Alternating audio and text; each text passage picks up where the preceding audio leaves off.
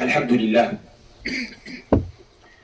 الحمد لله رب العالمين، والصلاة والسلام على النبي الأمين صاحب الخلق العظيم رحمة وهداة للعالمين وعلى آله وصحبه أجمعين. أيها المؤمنون، يقول عز من قائل بعد: أعوذ بالله من الشيطان الرجيم: من المؤمنين رجال صدقوا ما عاهدوا الله عليه، فمنهم من قضى نحبه ومنهم من ينتظر وما بدلوا تبديلا ليجزي الله الصادقين بصدقهم. Mes chers frères, mes chères sœurs, comme d'habitude, nous nous abreuvons dans ces moments précieux de la beauté mohammedienne et la beauté de l'école de ceux qui ont été dans cette école mohammedienne, l'école du dernier messager sallallahu alayhi wa sallam. À travers les récits, à travers les exemples de ces nobles modèles. أحباب رسول الله، كما تعلمون الله تبارك وتعالى فضل أنبياءه ورسله على سائر خلقه. تلك الرسل فضلنا بعضهم على بعض، منهم من كلم الله ورفع بعضهم درجات وآتينا عيسى ابن مريم البينات وأيدناه بروح القدس الآيات. Tout d'abord, il faut qu'on comprenne, et vous le savez, que Allah tabaraka wa ta'ala, par sa volonté, par sa sagesse, a privilégié, a élu les prophètes et les messagers sur les autres créatures, et à leur tête, imamuhum wa sayyiduhum, le dernier messager, Sayyiduna Muhammad sallallahu alayhi wa sallam. Wa khatimuhum wa huwa sayyiduhum wa imamuhum. Il est le dernier et il est leur imam, comme on a déjà signalé quand on a explicité ensemble l'événement miraculeux de l'Isra wal Mi'raj. Et après les prophètes et les messagers, et pour les prophètes et les messagers, Allah a élu des compagnons, Sahaba. Allah a choisi parmi les créatures, il ne m'a pas choisi moi, il n'a pas choisi vous, il a choisi ses compagnons pour être les compagnons de ses prophètes et ses messagers. C'est Allah qui les a élus, qui les a privilégiés pour être les compagnons de ses messagers. Donc ils étaient les premiers à croire en eux, en leur message, à les soutenir et à les suivre et à faire tous les efforts possibles pour eux pour défendre leur cause. إذا كان هؤلاء الذين صاحبوا الأنبياء أول من آمن واتبع وبذل الغالي والنفيس في سبيل إعلاء كلمة الحق سبحانه وتعالى. السابقون الأولون من المهاجرين والأنصار والذين اتبعوهم بإحسان رضي الله عنهم ورضوا عنه. رضي الله عنهم ورضوا عنه. Et Allah tabaraka wa ta'ala, dans sa volonté, dans sa sagesse, a voulu aussi privilégier ses prophètes et ses messagers par ce qu'on appelle mu'jizat, des miracles, qui constituaient des preuves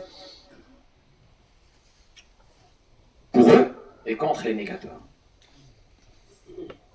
Et les compagnons, les awliya Allah, ont reçu également ces dons d'Allah, parce que les dons d'Allah sont infinis et rien n'est impossible pour Allah. قال علماؤنا، أجمع علماء السنة أنه ما كان معجزة لنبي يصلح أن يكون كرامة لولي. قل الله تبارك وتعالى: يا مريم أنى لك هذا؟ قالت: هو من عند الله إن الله يرزق من يشاء بغير حساب. Donc, nos savants, les savants de Al-Sunnah wal-Jama'a, c'est un ijma', c'est une unanimité, ils nous ont dit ce qui a été admis comme miracle, mu'jiza, pour un prophète ou un messager, eux aussi, c'est dans la possibilité d'Allah d'en faire aussi un prodige. On l'appelle karama pour le distinguer de mu'jiza, le miracle, prodige. Le miracle, c'est mu'jiza et karama, c'est prodige. Et Allah a donné des prodiges à ses awliya Allah et à leur tête les compagnons. Donc, ce qui était possible pour Allah comme miracle pour soutenir un prophète ou un messager, eh bien, il est aussi possible pour Allah d'accomplir un prodige, une karama, pour un de ses serviteurs pieux et vertueux. Ce n'est pas impossible pour Allah. Ça, c'est l'avis théologique sur ce qu'on appelle karamat, et leur preuve est dans le Coran, puisque Allah nous cite les karamats, les choses extraordinaires, les prodiges de Marie. Il a été cité comme Mutahhara. Allah astafaki wa tahharaki wa astafaki, l'élu. Marie, élue, Kamila, parfaite, la femme parfaite. Eh bien, Allah cite ses prodiges, ses karamats. Quand Zacharie rentre, il voit qu'il a la nourriture de l'été en hiver et la nourriture de l'hiver en été. Il a la nourriture de nulle part, c'est fermé. Et il a dit, mais comment tu as pu avoir ça? Et elle dit, ça me parvient d'Allah. Elle a remis les choses à Allah. Donc oui, les prodiges existent. Et parmi ces prodiges, nous avons un événement qui montre cette extratemporalité de ces hommes et de ces femmes. C'est un petit événement sur lequel je voulais m'attarder quelques secondes, quelques minutes. Il s'agit de l'année 23 de l'Hégire, où Omar était Amir al-Mouminin, calife des musulmans. Omar connu pour sa piété, pour son abnégation, pour sa grande justice, pour sa force, Farouk, il discernait, il distinguait le mal du bien. Shaitan lui-même avait peur de lui, comme vous le savez, il avait pas mal de prodiges. Et le prophète alayhi salatu wassalam a dit de lui qu'il était muhaddad. Et il disait si Allah il parlait à des personnes, des enfants d'Israël, Allah lui parlait, lui inspirait des bonnes choses. Et on a vu que le Coran venait aussi parfois pour confirmer la vie de Omar. Omar al-Khattab, c'est pas un homme ordinaire, c'est un homme extraordinaire, qui était aussi dans une société extraordinaire. Et ce qui est très important ici à mettre en avant, dans l'événement que je veux partager avec vous, c'est que c'est une société qui est arrivée à un niveau d'amour, de cohésion, que je ne pense jamais égaler après eux. Un niveau d'amour et de cohésion et d'entente, de solidarité incroyable. C'est-à-dire, c'est l'incarnation des valeurs du Coran. À l'époque de Omar, par exemple, quand on voulait sortir la zakat à Médine, il n'y avait plus aucun démuni. On devait aller au-delà de Médine. Ce pilier fondamental, cette école de la zakat, de l'aumône purificatrice légale, elle avait atteint le but, le fruit escompté. Et Omar al-Khattab, donc l'année 23 de l'Hégire, plusieurs chroniqueurs citent, plusieurs savants citent authentiquement quelque chose qui peut vous paraître extraordinaire, incroyable. Dahabi, par exemple, dans Siyar al-Nubala, al-Waqidi, al-Bayhaqi, Ibn Hajar, al-Waqidi, Dalail, et d'autres, nous citent qu'à l'année 23 de l'Hégire, il y avait un compagnon qui s'appelle Sariya al-Kinani, de Kinana, qui a été envoyé vers la Perse, qui à l'époque adorait le feu, et que c'était une grande puissance. Et donc, ce Sariya, il avait avec lui une armée, et cette armée a failli être vaincu, écrasé par les Perses.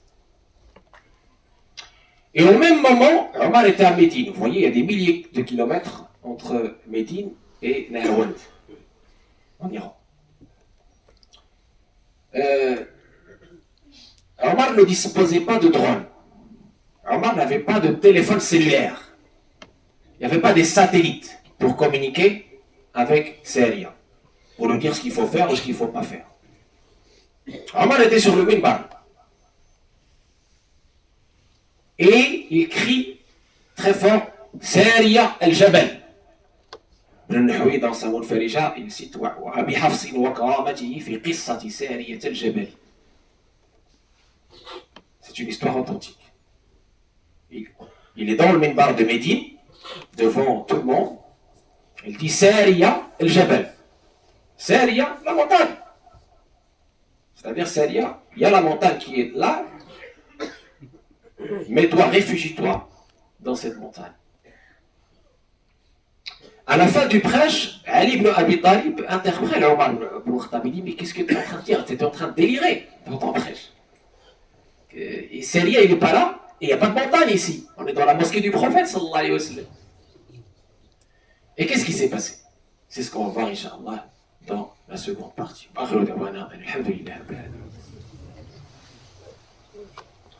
الحمد لله الواحد بلا عدد الحمد لله رافع السماء بلا عمد الحمد لله لم يولد ولم يلد والصلاة والسلام على المبعوث بالرشاد.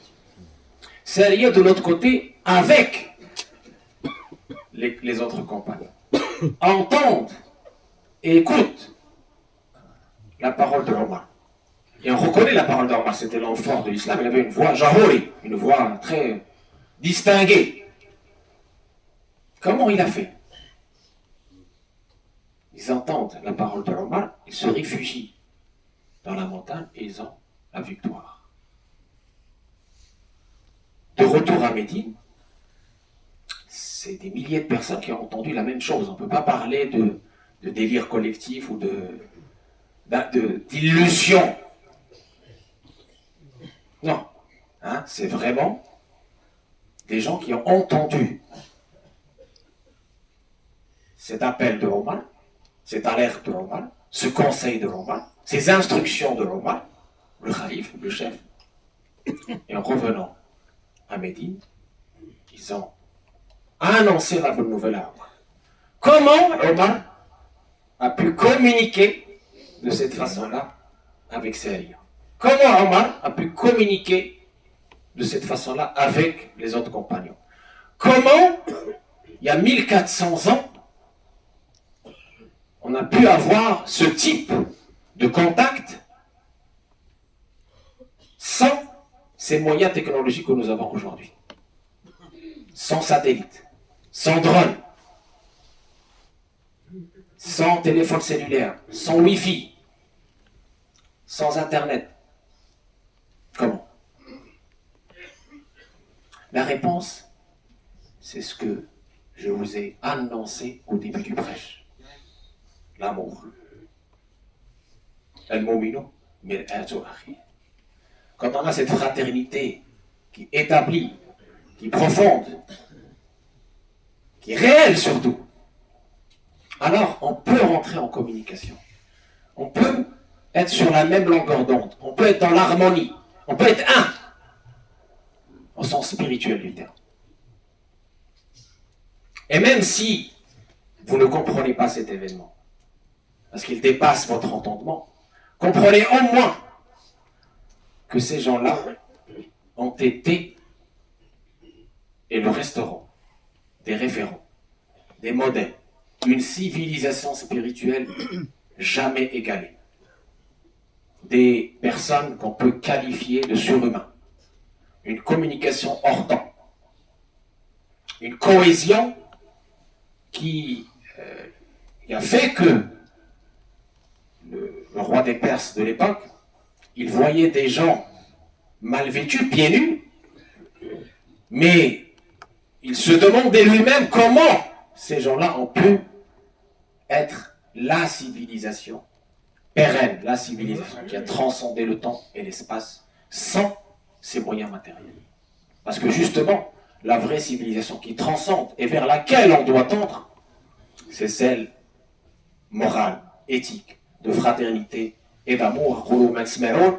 نسأل الله تبارك وتعالى أن ينفعنا بما سمعنا، أن يرزقنا الفهم عنه، أن يرزقنا الفهم عنه، qu'Allah تبارك وتعالى nous donne la compréhension subtile par le cœur pour qu'on puisse goûter à l'amour d'Allah et à cet amour désintéressé entre nous en Allah, qui doit être l'essence, qui doit être le moteur pour qu'on puisse être unis malgré nos différences et notre diversité, et que cette diversité soit une richesse, qu'Allah tabaraka wa ta'ala nous aide à réformer nos nafs, à purifier nos nafs. Allahumma ati nufusana taqwaha wa zakkiha anta khayru man zakkaha. Allah tabaraka wa ta'ala renforce nos relations, nous permet de renouer, de nous réconcilier entre nous, et qu'on soit cette umma qu'Allah tabaraka wa ta'ala